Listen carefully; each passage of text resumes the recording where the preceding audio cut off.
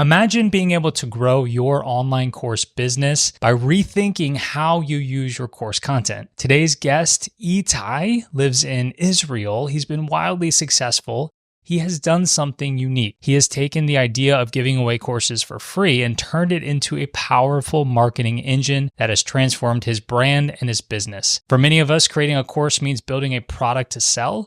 But what if the course itself became the marketing tool that sets you apart? If you've ever wondered how to stand out as an authority, reach a bigger audience, and grow without needing constant launches or big ad budgets, you're in the right place. You're listening to the Online Course Show, where we dive deep into the strategies and tools that help online course creators build thriving businesses. I'm Jacques Hopkins, and over the past 11 years, I've turned my own expertise in piano into a successful online course business that's generated over $4 million. And I'm here to share what I've learned along the way. Stick around because today's episode might just change the way you think about online courses. All right, let's jump into Itai's journey. Itai's approach to online courses is unlike anything I've typically recommended. He's created 16 courses that are entirely free. Each one is crafted to demonstrate his expertise and build a loyal following. But don't get me wrong, Itai has built a profitable business using this method. For him, it's working with B2B clients who see him as the go-to expert. But we talk about all kinds of ways that you can use your online courses, not just as the product, but as part of your marketing engine by giving some of them away for free. In our conversation, we'll uncover why he chose to make his courses free, how he structured his backend to make this sustainable, and why this approach might be a fit for you if you're looking to build trust and grow without some of the typical methods out there. So whether you're just getting started or looking to scale, Itai's story will challenge you to think outside the box. Let's dive into it. Itai, welcome to the Online Course Show. Hi. Thank you for having me. So we were connected because a previous podcast guest several years ago, as well as a current coaching client of mine, recommended that I have you on this very podcast. He has listened to every episode. He knows the podcast well, and I'm pretty sure he knows you well as well. So to start, yes. Can you tell me from your perspective, why do you think Neil Benson is his name, why do you think you would be a good fit for this podcast? Oh, wow. That's a good question. Me and Neil go way back. We know each other for, I think, 4 years now, maybe more, maybe less. I think maybe more. And we spend a lot of time together in a mastermind group, trying to promote our own online businesses simultaneously. So he saw me struggle basically he saw my entire journey of what was hard for me, how I solved my problems. And he knows I'm into online courses and I use them in a very different, I would say, way than many other course creators or wannabe course creators. So I believe he wanted me to share exactly my method and what I do and my perspective on how you can actually use online courses not only as a product, which is very interesting, I think. I'm glad you thought that was a good question because it feels like a good question because of how you answered it. Because the next logical question is, all right, what's different? Like, what is your spin on online courses? Let's get into it. Right. So my spin on online courses is online courses can be the marketing and not only the product. Or I would say in my case, not the product at all, only the marketing. Basically, the idea is if you want to establish yourself as an expert in your niche and you give everything you can give for free, it demonstrates your expertise. It broadens your reach because it's free and it's way more shareable. And by giving all the information for free, you create the atmosphere of fairness and giving, and it makes your brand, like it may be your personal brand or your business brand, unique and more trustworthy because people see you just give tons of good value to everyone and you never ask for anything in return. Okay. What tends to happen that subconsciously your followers understand that you are the guy to ask questions, to ask for help, to contact when you need extra, whatever. Basically, you establish yourself as the expert of a very specific thing, right? And then it also gives you the opportunity to give in public and sell in private, which is, I think, for me specifically, was a big advantage because sales are not my strong suit. It's not my comfortable zone. It's not my comfort zone. So for me, saying I want to give, that's what I want to do. So I can just give to everyone as much as I can. And then if someone approaches me and say, hey, I see you are the expert on A, B, and C. Can we have a chat? And I'm like, yeah, of course. And then we do. And then we figure out and then I have backend products for different kinds of avatars, and I built a business around it.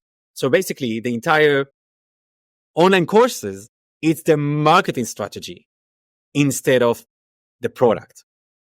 Okay. So I know it's unusual, but I think it's interesting. That's certainly in opposition to the way I I typically talk about that on this podcast and with my clients and whatnot. We talk about marketing and growing an audience, building traffic through primarily content marketing, not necessarily courses, right? And then we get those people into some sort of sales funnel. We present them with an offer to then buy our product, which is like an online course, a membership, coaching program, something like that. And what you're saying is you take the product and you put it over into the marketing bucket. And when you say it like that, two examples come to mind immediately for me. The first most obvious example is Alex Hormozy. He talks about that all the time. He gives away so much of what he does for free. And then his product, if you will, like how he makes money is that he wants people to grow their businesses to a certain level, and then he will invest in certain businesses. And he's, acquisition.com. Like he wants to acquire parts of companies or all of companies and then grow them and be owner in a lot of companies. The other example that comes to mind is from many years ago, and this is a small example, but I remember there was a guy named Chris Guillebeau, something like that. And at the time, I was subscribed to a newsletter. It might have been a daily newsletter or something by a marketing guru, Seth Godin. And Seth Godin, I know Seth Godin, yeah. He linked out to this post or something that Chris Guillebeau had done, or that it was like this resource that he had put together about, what was it about? He's kind of a side hustle guy, and he also traveled to a lot of countries. I don't remember exactly what the resource was, but it was this amazing, almost course that he was giving away for free, and there was not even an opt-in. And at the time, I hadn't even made Piano in 21 Days work yet, and I knew it was you had to grow your email list, you had to have lead magnets and get people to opt in, and Seth Godin had this massive audience, and then he was linking to Chris Guillebeau, but it was completely free. There was you didn't even have to give an email address. And I think that Chris was doing that for exactly the reasons that you're mentioning, where he was trying to demonstrate his expertise. He was making it more shareable. That was certainly a key component there, because I can't imagine how many people, shared that link and whatnot, building up his trust. Exactly. And ultimately, I don't know exactly what his model was for making money. I know he's written books and he probably has courses too. But when you say that, we've got to understand how you're making money, because everybody listening to this ultimately, it's not all about the money, but we're creating businesses. It's not all about the money. So I want to point out the caveats, okay, like the disadvantages of this kind of plan. So firstly, you need to know this is a long play game. Okay, for this game plan is a very long-term game. Okay, saying to someone, make an entire course and make it actually good, right? Not just like a free course, like a 1-hour thing, like a real full-fledged course that you can deliver and you can be proud of, and give it for free. You need some time and investment to do so. So it's not for everybody in every situation. But I would argue that if you can combine what you are saying and what you are recommending most people do, is to create a course and just have some cash flow in, then I would argue once you have cash flow in, invest back into the business and create more courses for free to enhance your brand. Okay. So that's just so when you know, I would not just say to everyone, stop everything you're doing, just give everything for free, and it's going to be fine later because you're going to be the expert. This takes time. So I can tell it to you now. I'm doing it for 8 years. I've published 16 full courses on many different topics. So I can be the expert on this umbrella overarching the entire topics that I teach. Specifically, I used to do high school education courses. Now I do more business education courses. But building it took time, but also the content is evergreen. So courses I've made 8 years ago are still relevant. And because they're free, it actually makes them much easier to maintain than paid courses. Because when you give a free course, people do very surprised at the quality of the course and how good it is, and B, they don't have expectations of support and maintenance and all the stuff that you have to do when you make paid courses all the time.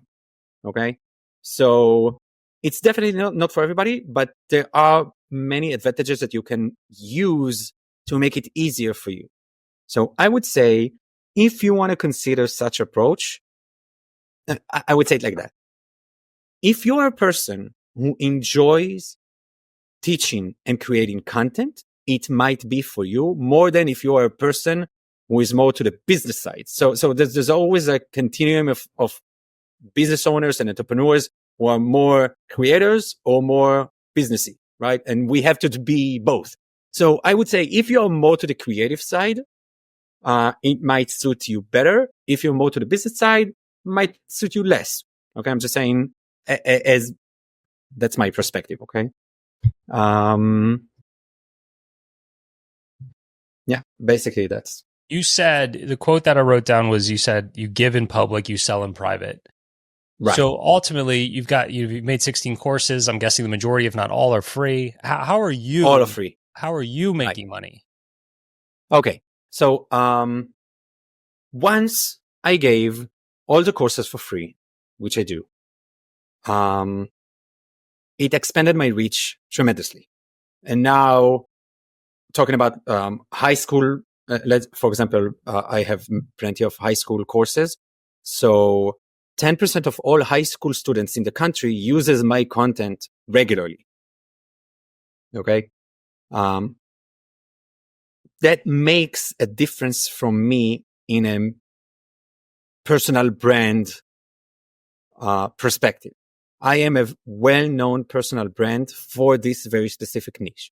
So when other people, for example, other businesses who wants to approach the same audience, or to teach in the same style, or to do educational content, or anything in between, they contact me and they say, "Hey, can we talk? Can you give a lecture?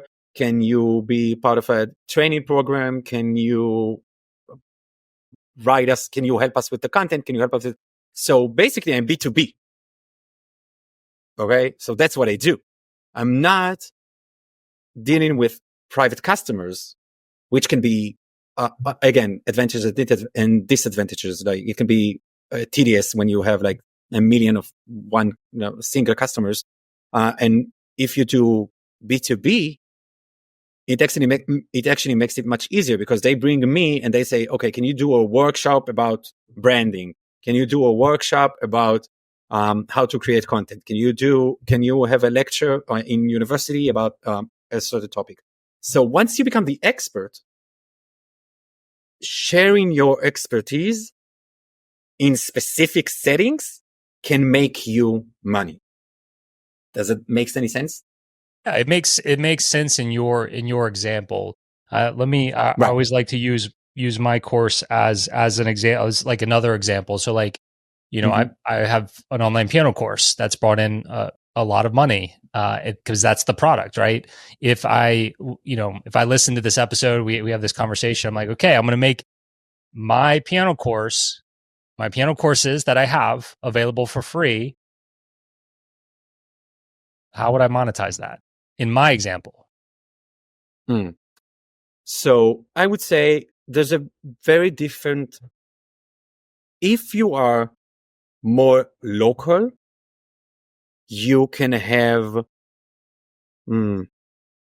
Yeah, I would say if you're more local, you can have specific opportunities to be the expert in a local place. And if you're more global, you can direct your followers to a higher tier product. Let's say I'm gonna use this free course and many other free courses to demonstrate what I can do. And then if you want to be a teacher at your local place, I can teach you how to be a teacher and teach you how to do the piano courses for your students and stuff like that. And then that's a higher level offer that only people who know me and trust me already are even exposed to.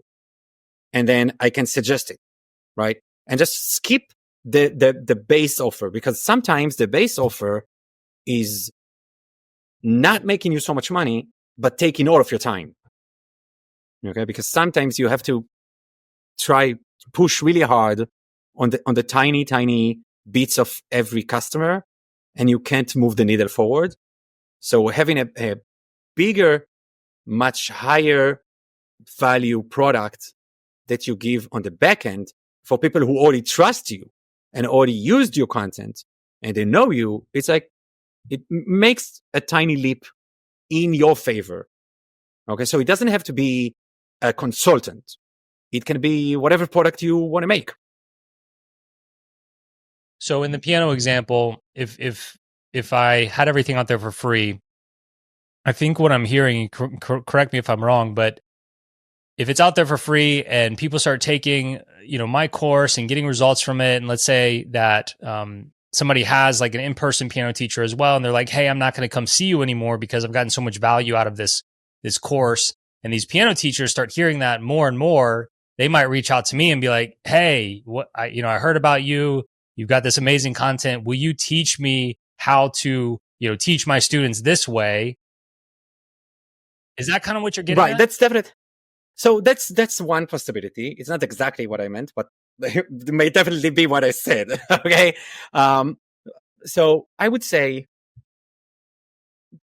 it's very hard to just pinpoint how to do it correctly, because there's, in my mind, many possibilities to every scenario.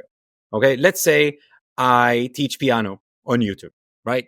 And I have many courses and I share all of them on my website, and then I expand my reach. People hear about me, and it's actually a good course, and people are actually getting results, right? So what naturally what happens is people ask for more. Okay, they say, "What else do you teach?" or "How else can you help me?" Or so if you don't have an idea of how to monetize it, that's your idea. Because if people would say, "Hey, do you also do X? Do you also do Y?" That's already give you, like, the audience is giving you what they need, and then you can build a product around it. So that's why it can be everything. And B, I would say it highly depends on your target avatar. Okay, are you targeting piano teachers? Are you targeting piano players? Are you targeting piano professionalists? Are you who are you targeting? And you can give everything for free as like the basic level, so you can reach as many people as you can. And then people who are interested in improving their piano abilities, let's say, they would say, "Okay, I already know the basics and I learned everything I can learn from him from all the free stuff. How can I get more? Or how can I turn it into my profession?" Right? And then you can take it into like, "I'm going to teach you how to do a business out of it." And then, so basically you can do whatever product you want. Depends on what you want to do. Right? So for me, I wanted to spread knowledge. So I want to do consulting work and stuff like that. But for someone else, it might be completely different. Okay. I think I have a better understanding now. So I think what you're saying is Sorry for making that it so complicated. I'm so no, no, sorry. no. I think I've got it now. So you're not saying never charge for a course or a product. You're saying No. consider having free courses as part of your marketing mechanisms. And for you, Right. that So, just happens to be all of your courses are free, but that's not necessarily a recommendation to everybody. right. And I I don't would, know. Yes. Sorry. Yeah. Keep going. well, if that's what you're saying, then I would agree with that to an extent because, usually what I say is, we've got to have some sort of sales funnel. We've got to have some sort of sales mechanism, sales funnel. And my two favorite types of sales funnels out there would be one, like an evergreen webinar funnel of some sort, and two would be a free course funnel. I think those can work really Right. well in terms of getting people into a free course and then trying to sell them to like the full version of the course or the next step of the course, something like that. And so, if that kind of aligns with what you're saying, then I'm on board. That's just how I look at it as part of more the funnel. But you're just saying, hey, let's pull more of our courses out to the front end of this whole thing and not just have them all be the product. Let's use them in our marketing as well. Right. So in my mind, this is a spectrum of how much you give for free and how much you charge. Right.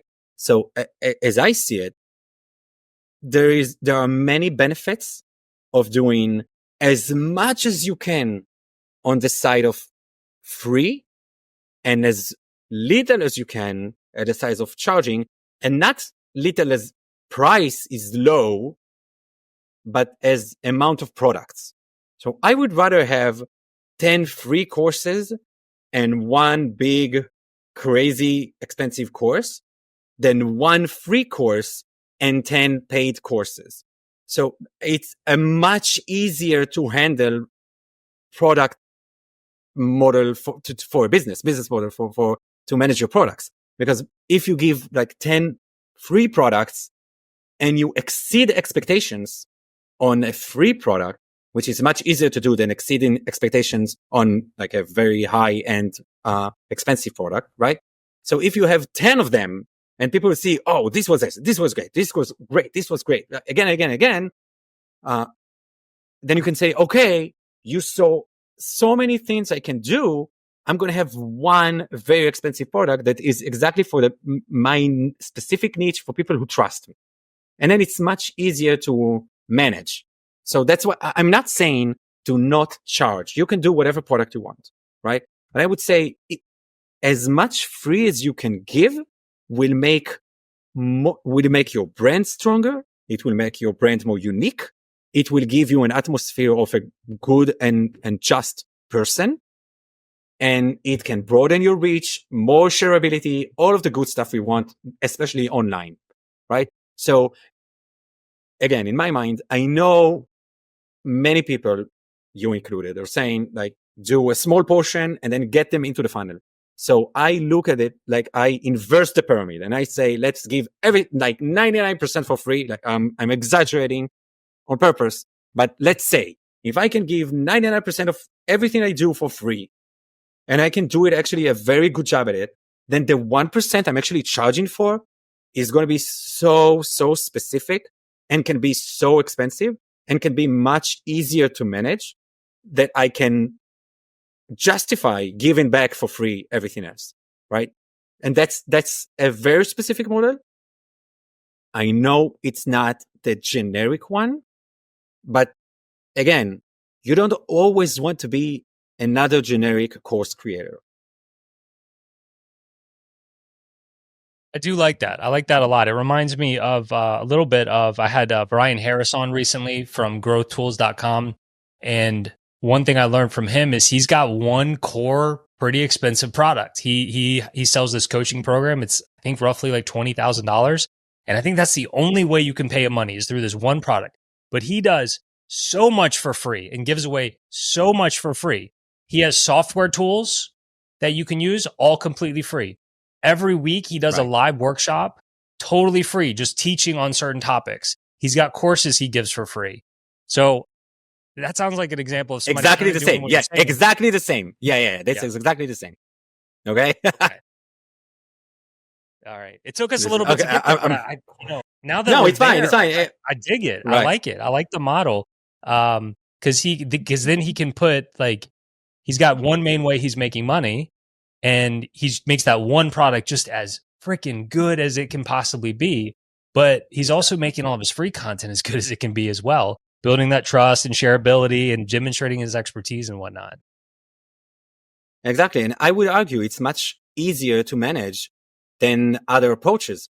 When you have like, once you get into it and you create another course and another course and another course, which many people want to do, because many course creators, they want to have more than one income stream, right? They want, okay, I need another course, an advanced course, another course, a side course, whatever.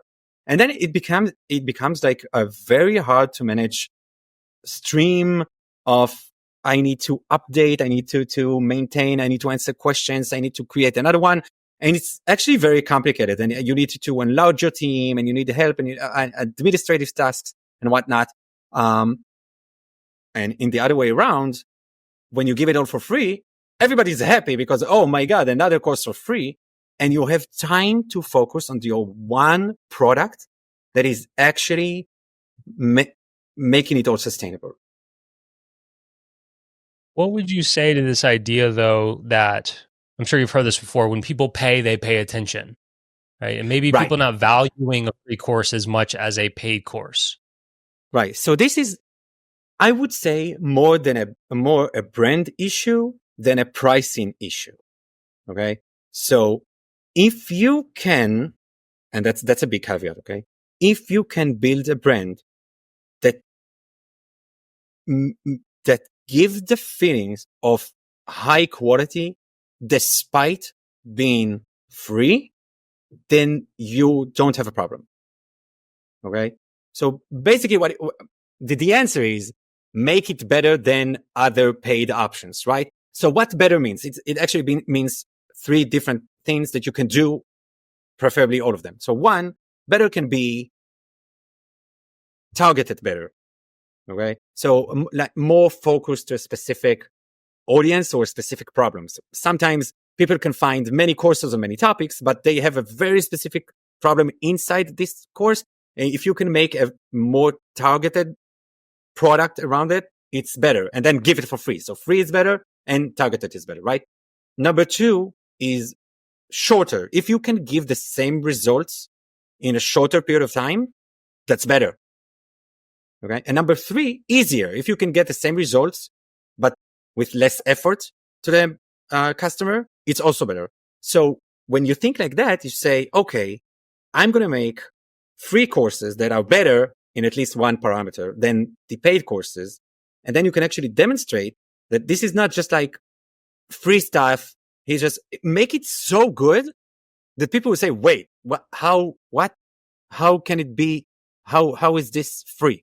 That's the reaction. You don't want the reaction to be, of course, it's free. That's how it looks. You want the reaction to be, oh my God, how is this free? I do not understand. And when people would give you that comment and say, I do not understand how this is free, then you know you got it, right? Got it. Let's go back in your story a little bit. Have you always felt this way, or was there a kind of a moment in time where you made the shift? Oh, right. So I got it. I made it work. Okay, so the other way around. So I always wanted to make free educational content. I always wanted to do so because I like my drive is lowering barriers to education, and I really believe in open source movement, like giving everyone the tools they need to succeed on their own and stuff like that. So, especially when you come from a non-English speaking country, the actual educational knowledge available for people who do not speak English and do not speak any of the main languages like English and Espanol and Spanish and French, I don't know, many giant languages, right? Very, very big languages. We don't have so many options as it comes to high, good quality information. If you don't know English, you are fairly limited.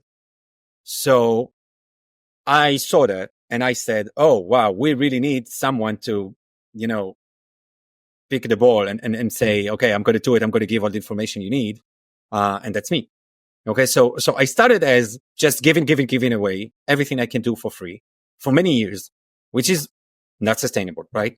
And then I said, okay, I have to figure out a way to make it sustainable without taking money from people who do not have money. Okay. Specifically for me, I targeted high school students. And so the parents have money, but the students don't have money. So I had to think, how can I make a business model around giving students educational content for free, right? And after years of trying and failing, this is what I came up with. And now I became the expert in this very specific business model, I would say, at least in my country. And so it works. So now it works. So it was not an easy, I would say the first 5 years did not work as in understanding how to put all the parts together. And in the past few years, works much better. Hey, it's Jacques jumping in real quick with something special. If you've been thinking about launching your own online course business or scaling up what you already have, I've got a free training that could be just what you need. I put together a workshop that goes through the exact strategies I've used and seen work time and time again with my clients to create a successful, sustainable online course business. In this 35-minute training, you'll learn the top traffic strategies, how to craft an irresistible offer, and the key elements of a sales funnel that converts. It's the same formula that's helped me generate over $4 million with my course, and it's available to you right now absolutely free. Head to oc.show/workshop to get started. Once again, that's oc.show/workshop. All right, back to the conversation with Itai. So you started out setting off with a mission to try to make this free. You just didn't know how you were going to monetize it at first. Right. You kind of figured that out along the way. So were you Right. working a full-time job while you were figuring this out? So at the beginning, no. I said, I'm just going to dedicate everything I can to create more courses and giving everything for free. And then after a certain period of time, I said, okay, this is but because my background is in engineering. I have a master's in engineering. I worked in like high tech companies and stuff like that. And then I left and to become an entrepreneur. Right. And then after several years of having very hard time as an entrepreneur and trying to make my dreams sustainable, I tried to do them simultaneously. So I went back. I started working at Intel. It's a big tech company. So I was an engineer there, whilst creating more online courses on the side, which again is not sustainable because now it's like I have my own personal cash flow, but this is not a business. So eventually, after again a few years at that, I decided to just leave the corporate world and make it as a business. And then I started to learn business from many people and many books and many mentors and stuff like that. And slowly, I assembled this creature that now is Itai in the business world. You mentioned earlier, I think you said 10% of high school students in all of Israel kind of know who you are and get value out of your content. Is that right? Right. Yes, that's true. Is that primarily through YouTube? Is that primarily because of the free courses and the word of mouth? How did you get to that point? So that's originated from YouTube. Okay. So I started a YouTube channel 8 years ago, and basically I took all the videos I made from my courses and just dropped them onto YouTube. And I learned a lot of like social media and stuff like that. And very fast became the number one educational content creator in the country for this specific niche. And then it's very shareable. It's very, and again, it was the production that I try to make is make it better than paid stuff. So I look at the paid stuff and I said, this is garbage. I can make it better and I can put it on YouTube for free. And that's exactly what I did. And then people shared it and it became like, someone from class said, oh my God, we have a test next week. I just Googled how to X, whatever. He found me because I learned how to do keywords and stuff back like 8 years ago. And then he told all his friends, he's like, oh my God, there's a YouTube channel about it. You can learn everything you want to know. And he has like a test prep and all the stuff you need. And then, it spreads. And yeah, 10% of the target population is a ginormous number. Do you get recognized a lot in public? So I don't leave my house a lot.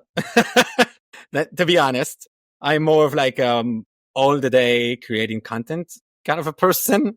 Like I write books on the courses and I make videos and stuff like that. But when I go to big cities, yes, sometimes I don't consider myself famous in any degree. Most people would not recognize me. But sometimes high school students, if we, cross by, and it happens to me. Like I took my family, for ice cream, and then like some teenagers are like, "Oh my God!" So it's funny. Is the best place to put these free courses that you're recommending? Is the best place to put those on YouTube? No. So that's a good question. So YouTube is not a course platform. People are not going to YouTube to learn a course, usually speaking. Okay. People go to, when people are looking for educational content in YouTube, which is not entertainment content on YouTube, that's a different kind of thing. When people are looking for educational content in YouTube, they are using YouTube as a search engine for videos, right? So I would do taking specific videos, or all the videos, in my case was all the videos, but taking specific videos from your course and naming them as answers to questions people are looking for, or as the question people are looking for. That's a good way in, because it's a good way for you to build a course in the first place. Like, what are people asking? I'm going to answer A, B, C, D, E. That's a course, right? So that's a good recipe for a course in the first place. And then if you can frame it as answers to specific questions and not only as a part of a course, you can mention this is a part of a course, and you can take the entire thing for free over there. That's great, because people go to your hub, and then they can learn everything in order, and they can see all the extra information and PDFs and whatnot you add to your course. But on YouTube, they're searching for answers. So give them answers. Okay. And if you can frame it as answers, that's great. So as many videos as you can sometimes take one video and divide it into 3 sections, and every section is like an answer to a specific question. And then that's great for YouTube too. It doesn't have to be like a 20-minute long video. It can be like a 4-minute long video, right? So where exactly are your courses? I mean, I assume you're at least getting people's email addresses, right? Are they having to create an account, and what platform are your courses on? No, my course is on WordPress. I'm just putting them on the website. I'm hosting them on YouTube because everything is for free anyway, and I'm just arranging them in a certain way so you can use them.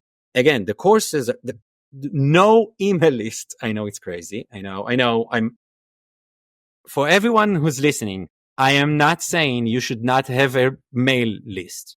Okay. I know this is crucial for your business. This is not what I'm saying. I'm saying in my very specific situation, it was important to me to have no barriers for people to overcome when they want to learn, because I'm dealing with high school students and they're younger. Okay. It might not apply to you, but in my case, I prefer to have no walls between me and my students, so they don't need to put anything, no email, no name, no nothing, but they do have my content, very, very simple way to contact me in various forms. And then when they decide they want to contact me, it's very easy for them. So for example, I have a WhatsApp number. I have a business WhatsApp number on almost like in every corner of everything. So you can see, and I'm like, if you have a question, let's talk. Just send me a WhatsApp message. And so for teenagers, it's much better than take my email. I'm not even using my email. I'm not going to do like, I'm not there. But WhatsApp, this is super casual. I'm just going to take my phone and I'm going to ask a question. And then me or my team, we can contact them back and say, oh, what do you need? Oh, sometimes they just need a reference to another video we already give it for free. And sometimes they want more. And sometimes it's actually a business trying to contact me. So of course they can contact by email if they want, stuff like that. But having a channel of communication that suits your audience for me was not email. So I now have hundreds of WhatsApp numbers. So it's actually the phone numbers, which I would argue better than email in many cases. And I do have that, right? So I'm not saying do not make an email list. I am saying consider the channel of communication and try to fit it to your target audience. Okay. That's an important note. Yeah, and yours is high school students, so that's very different than teaching middle-aged entrepreneur or something. And you've made it work for your particular audience. Back in your story when you were working as an engineer and you made this decision that you wanted to help high school students and start putting out content, how did you know how to help them? Because you're in engineering. How did you know how to help high school students? Right. So I was always teaching stuff since I was in high school. I was a high school student, and I was private tutoring younger or same age high school students. And then when I was a student in university, I was tutoring too. Like it was like a thing I did on the side all the time because for me it was very natural. The way I speak, I teach. That's how I do things. So, and when I approached this problem of how can I teach online, which I never did, I said, I don't need to invent the wheel. I'm just going to look at what people are doing elsewhere.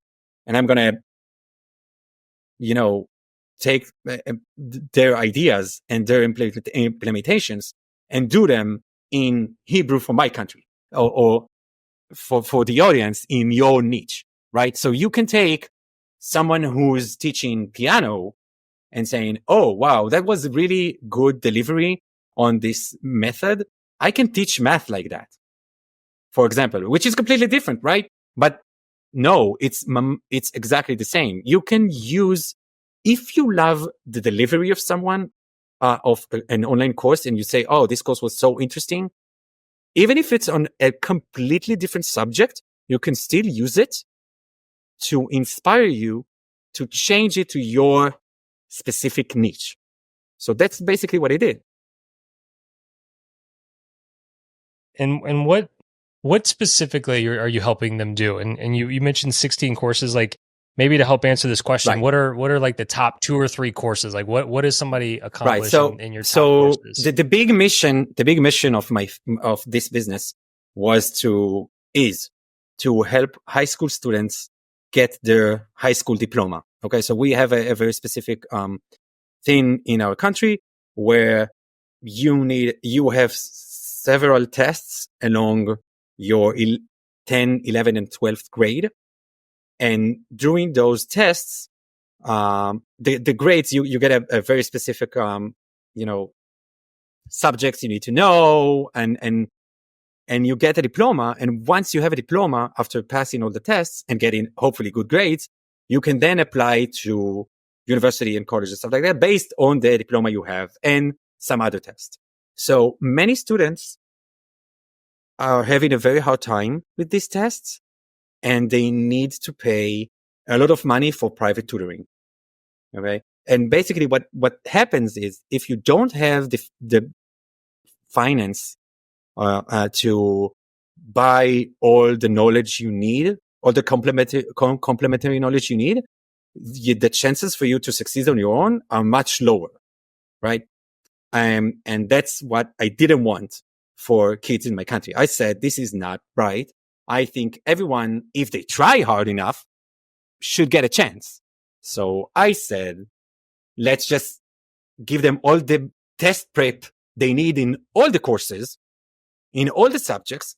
So they can go to a very specific, to one website and learn everything they want to learn for free and get A's in every subject in high school.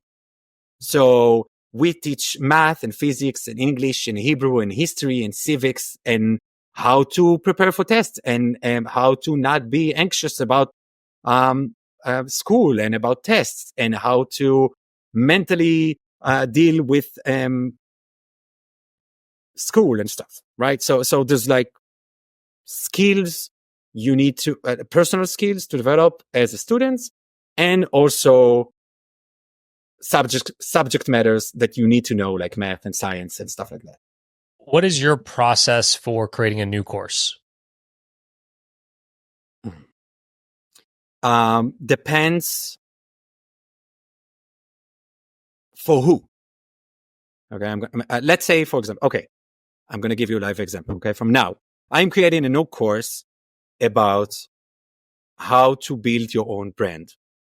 Okay, so my process, it's a bit of an engineering kind of a process, but basically what I do is A, I learn everything I can about the subject. B, I filter the good stuff. C, I make an experiment of the good stuff on me and make it better. And then I can teach it. Okay. So, and I do it for basically any subject, because what I do is teach. I don't teach math or I don't teach business. I teach. So I can what I try to do is review everything I can about a certain topic and then regroup it in a way that makes sense to understand it step by step. For example, in the branding course that I'm building, I read the 20 best books on branding, okay, and watched many lectures and took my own courses and stuff like that. And then I applied what I learned on my business. I enhanced what worked. I pushed aside what didn't, and I tried again. And after several iterations, I got a good grasp on how it actually works. Then I give it to others to try. And I say, oh, I learned you can do this, you can do this. And then when they do it, it works for them. And I'm like, okay, that it's not only me. Then I can create a course. So that's, again, it's a very processy process, I want to say. It's a very an engineer way to look at like how to use data and how to manufacture a course, if you would say. But that's how I approach it. And that in this way, you can teach anything you want, basically. No, I love that process. You're kind of learning it first yourself and filling in any gaps in your own knowledge so that you can properly teach it. Now, for your unique model where you're not necessarily going to be charging for this course, you don't have much of an email list. How are you launching like this course, the branding course? Like, how are you going to launch it given those caveats? Right. Exactly the same. I'm going to, the launching is, this is going to be free. So I'm doing what I call a waterfall of content. I don't know if that's a phrase in English or not, but that's how I say it to myself. So basically, step number one for me, and I know it's weird, but that's what I do. Step number one for me is write a book. Okay. I'm writing a book for myself. Okay. About everything I know about X, let's say branding. Okay. And that's an entire book. And then from that book, I already have all the information I need.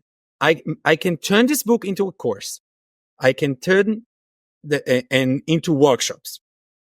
And then I can take the course and break it into many YouTube videos, exactly as we talked before, right? Because my course is basically, you have a question, this is the answer. You have a question, this is the answer, right? That's how I also build the book. Okay. It's about the same. So once I have the book, I have a course that I just need to talk to the camera to do. I have YouTube videos, which means I only need to cut the course videos into YouTube chunks and name them and give them a thumbnail, right? I have, it can be a podcast too, like all audiobook of the course recording myself. It can be an audiobook. It can be a podcast too. Like I'm dividing the audio into chunks. So like every chapter can be like an episode of podcast. And so And it goes on and on. So basically what I do is I write the book and then everything follows. And now after creating content for 8 years and writing several of these books, okay, and creating many, many courses, now it's easy for me and it's obvious because once I have the book, I have everything. Makes sense? Yeah. There's not much. You don't follow the mainstream approach for much of it. I don't. I know. Again, so for me, I know. So the reason this is all different is because I am a long-term game person, which not everybody is. So I look at things and I say, let's have, and that's me. I know it's not for everybody. That's me. Let's have a 10-year plan. And what can I do in 10 years in my business? And when you ask this question, this is what you get.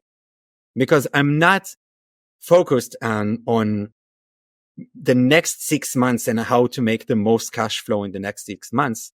I'm saying, how can I build a brand in the next 10 years that actually is going to serve me and my audience for life? And then that's the answer I got.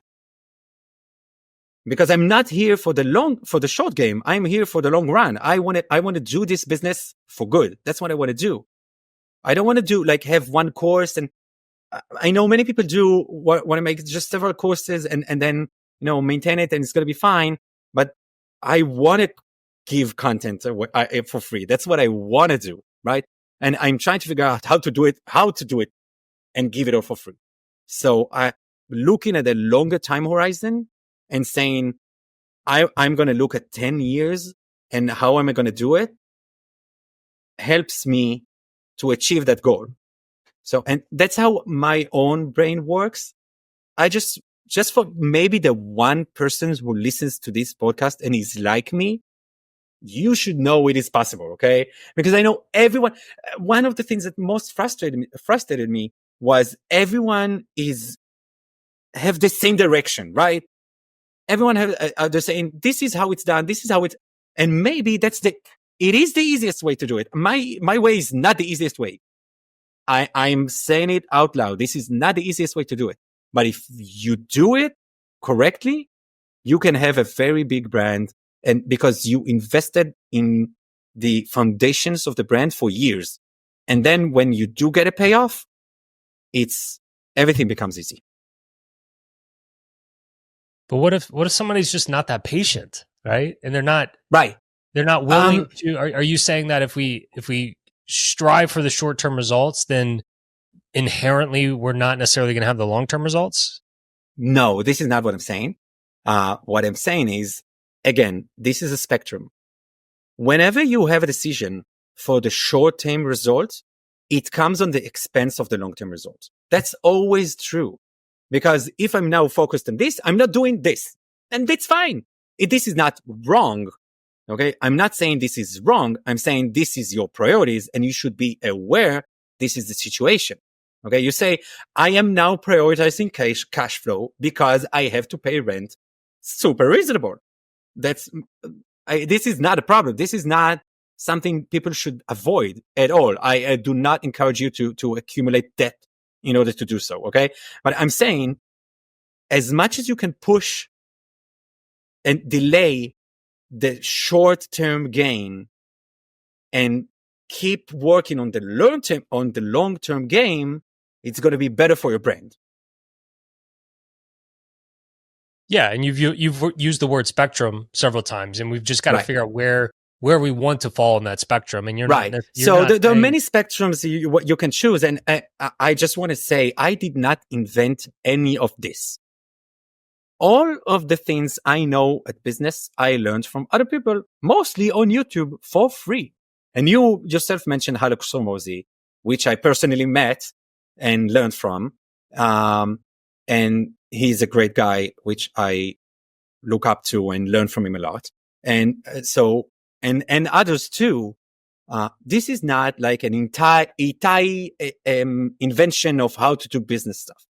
This is me trying to assemble the parts that are good for me and that works for me. And I encourage everyone to do so, because sometimes we hear people are saying, oh, you should do this, you should do that. And it feels uncomfortable because I'm uncomfortable with, I don't know, a specific approach to business. There are many approaches, and there are many ways to make it right and many ways to make it wrong. And someone saying, this is how you should do it, usually they mean this is how I did it and it worked for me, which is great. And that's how you should, that's exactly what I'm saying. And that's how you should hear it. You should hear, okay, this guy, he did it that way and it worked for him. Does it mean it's going to work for me? Maybe, maybe not. Is it going to be good for me and my personality and how I do stuff? Maybe, maybe not. But I would argue that if you are trying to build your business on principles that are not resonating with you and how you work, this is also not going to work. Even if it's the easiest way to do it, it might not be the easiest way for you. Yeah, in the intro bumper of this podcast we've had for years, one of the things I say is that there's a right way and there's a wrong way to do online courses, and I'm here to help course creators actually succeed with online courses. And I've wanted to make some updates to that for a while, and one small update I think could be made is, instead of saying there's a right way and there's a wrong way, say there are right ways and there are wrong ways, right? Because in reality, There's no one right way, right? There's a way that I teach, and there is nuance there. You've got a completely different model that's obviously working for you, but that not to say there aren't still wrong ways as well.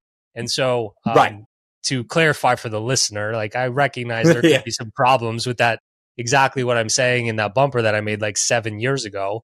But the point is that not everything's going to work. And there are certainly things that are clearly the wrong way, but there are multiple right ways. And as you've said, Itai, several times, it is a spectrum. And I think that's one of the messages you're trying to get across, is like that the spectrum exists, not that everybody needs to fall into exactly the same spot on the spectrum that you exist, but your message is, hey, there's a spectrum. Recognize that the spectrum exists. Exactly. So the entire point I'm trying to make is, I may be the edge of the spectrum, but now you can imagine everyone between me and you. And then you say, oh, so, he's way over there, but I can be over here in the middle, or quite close to this guy, or quite close to another guy. And I would suggest to try to learn from as many people as you can, and expand your horizon on different possibilities you have, and find what clicks for you. Because it was really hard for me, and I'm not here to say it's all dandy. Okay, I had 5 years of basically making no money, and working as like bootstrapping my ideas. It took me a long time to figure out exactly how to make it work, and to actually even understand that it can be done. This is not my main point from today that I want you, the audience, to hear is, there's a spectrum to doing business, to do online business, to do online courses, to do marketing, to do branding, to do products, to do everything. And there's no one right way to do it. And I'm definitely not saying my way is the right way. I would say my way does not fit most people. But I am here to set an example of the spectrum you can imagine in every bit of your business.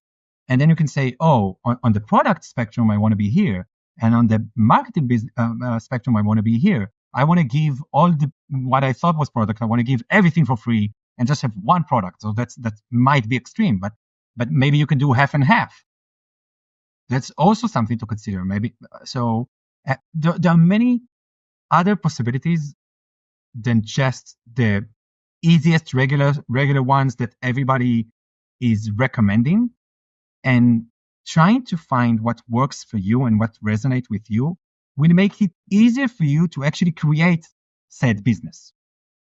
Because if you're trying to create something that does not resonate with you and people are pushing you, oh, you have to do more sales, oh, you have to do more that, and it's not for you, then you're going to struggle on your business. And if you want to be on the business for a long time, that's not a good strategy.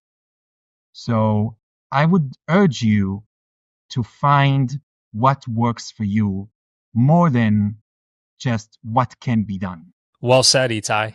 Thank you for joining me today. Thank you. Where Thank you for having me today. is there somewhere you can direct people to go? I don't know if like everything you put out is in Hebrew or you have anything in English. Like where if they want to learn more from you or learn more about you, where should people go?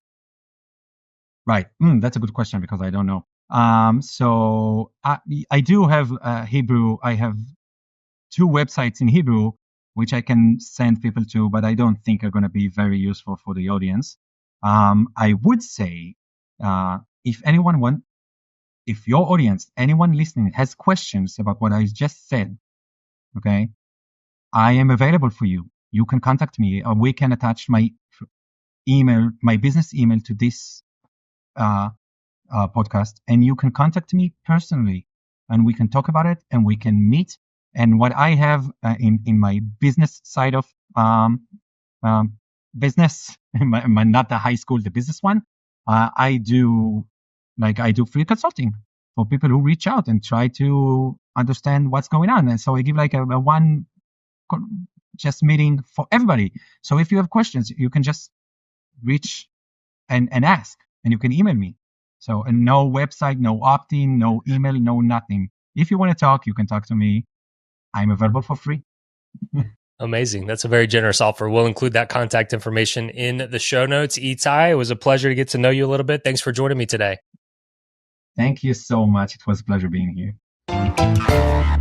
All right, that's a wrap for today's episode. Itai's approach is unique. Once again, we've got to make money somewhere. So I don't know that offering all your courses for free is the right approach, but I definitely think that a free course or free courses could be a part of your marketing. I hope that you found Itai's approach as thought-provoking as I did. He's shown us that there are many paths to a successful online course business, and giving away courses as a way to build authority and attract clients is definitely one worth considering. And remember, if you're interested in launching or growing your own online course business, check out the free workshop that I mentioned earlier at oc.show/workshop. It's packed with insights to help you get started on the right track. For links and show notes from today's episode, head to oc.show/252. Thanks again for listening, and don't forget to take action on what you've heard here today. I'm rooting for you.